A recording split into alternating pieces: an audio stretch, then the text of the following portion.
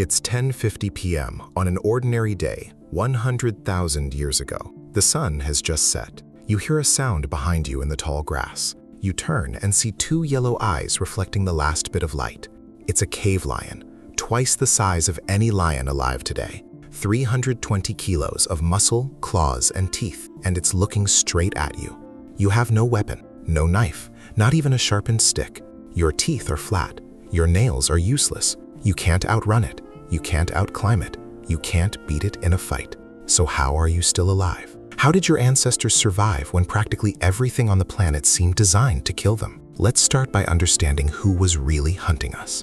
In 1924, anthropologist Raymond Dart discovered a skull in South Africa that changed everything we knew about early humans. It belonged to a child, a human ancestor about 3 years old, and running through the eye sockets were two holes, perfectly matching the spacing of a leopard's canines. That child wasn't a tragic accident. It was prey, plain and simple. For millions of years, humans weren't hunters, we were hunted. And the predators we faced weren't just dangerous. They were killing machines perfected over millions of years of evolution. First, there was Smilodon fatalis, the famous saber-toothed tiger. Canines nearly 30 centimeters long, 270 kilos, built like a tank, with a bite designed to pierce a bison's throat. It didn't chase, it ambushed. It waited hidden in tall grass or near water and exploded at nearly 50 kilometers per hour. One bite to the neck, and it was over. Then there was the short-faced bear, the largest land mammal predator in North America.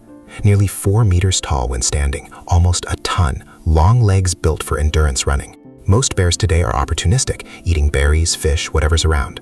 The short-faced bear was a hypercarnivore. It only ate meat, and it could run faster than 60 kilometers per hour. If it saw you, you were already dead before you realized it.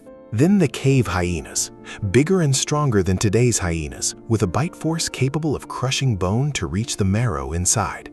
They hunted in packs of 20 or more, coordinated, relentless, and they hunted at night, when early humans could barely see. Giant wolves ran in packs of 30. Cave lions were 25% larger than African lions and hunted in groups. There were giant cheetahs, scimitar cats, and in South America, terror birds 3 meters tall with beaks capable of splitting skulls. Wherever humans went, something was trying to eat them. And the worst part? We had nothing. A chimpanzee, our closest relative, is 3 times stronger than an adult human. It has fangs. It can climb 10 meters up a tree in seconds and still gets killed by leopards regularly. We were slower than chimpanzees, weaker than chimpanzees.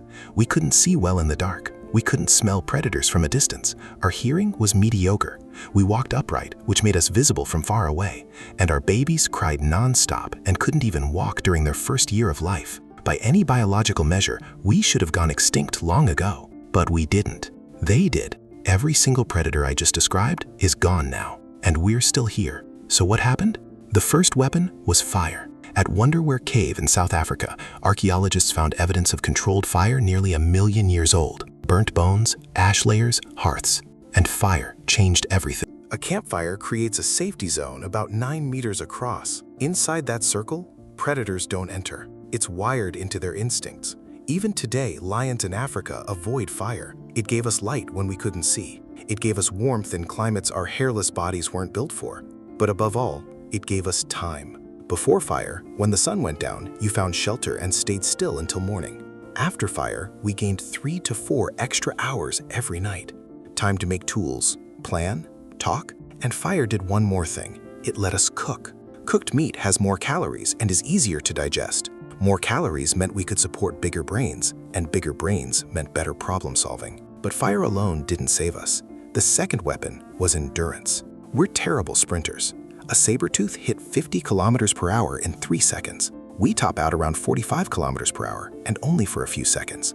But there's one thing no other predator could do: run for hours. It's called persistence hunting. You don't chase the animal at full speed. You track it at a steady jog, just enough to keep it moving. For 3, 4, 6 hours. The animal runs, stops, overheats, runs again. It can't sweat like we can. It can't cool down while moving. Eventually, it collapses from heat stroke. Then you just walk up and finish it with a rock. Humans are the only species on Earth that can do this. The third weapon was pattern recognition. The human brain evolved to see patterns everywhere. A broken branch means something passed through. Turned up earth means something dug there. The shape of tracks tells you what animal it was, its size, how long ago it passed. We started tracking predators the same way we tracked prey. We learned their schedules. Saber-tooths hunted near water at dusk. Cave lions avoided fire. Short-faced bears were solitary and territorial. We observed, memorized, taught each other. And generation after generation, that knowledge accumulated. But the real weapon, the one that actually saved us, was each other. In 2001, archaeologists found a 1.8 million-year-old skeleton in Dramacy, Georgia. It belonged to an elderly human ancestor who had lost all their teeth years before dying. Without teeth, you can't chew meat or process raw food. This person survived years after losing their teeth. Someone fed them, chewed their food for them, or cooked it soft enough to eat. No predator does this. A toothless lion dies. A toothless human gets cared for. At Shanidar Cave in Iraq, researchers found a 60,000-year-old Neanderthal skeleton. It had a broken arm that had already healed, was blind in one eye, and suffered from severe arthritis. This individual lived to about 40, couldn't hunt, couldn't fight, but their group kept them alive anyway. This is what set us apart from everything else. We didn't just cooperate, we took care of each other. And we didn't just hunt in groups, we strategized. Wolves hunt in packs, but it's instinct. Humans hunt in groups with distinct roles. Some drive the animal toward a cliff, others wait below with spears, others cut off the escape route. We used language to communicate complex plans. We threw spears from a distance, something no predator could defend against. 5 humans with spears and a plan could kill a saber-tooth, and they did. About 400,000 years ago, wooden spears were made in Germany, the so-called Schöningen spears, aerodynamic, balanced, built to kill from 9 meters away. We stopped running. We started hunting. And around 50,000 years ago, something changed. Humans migrated out of Africa, spreading across Europe, Asia, Australia, the Americas. And wherever we went, the megafauna started disappearing. Saber-tooths went extinct 10,000 years ago. Cave lions, 14,000 years ago. Short-faced bears, 11,000 years ago. Woolly mammoths, giant sloths, terror birds, all gone. There's debate over how much humans contributed versus climate change, but the pattern is undeniable. On every continent we reached, the big predators vanished within a few thousand years. We didn't just outlive them, we outsmarted them, outstrategized them, wiped them out.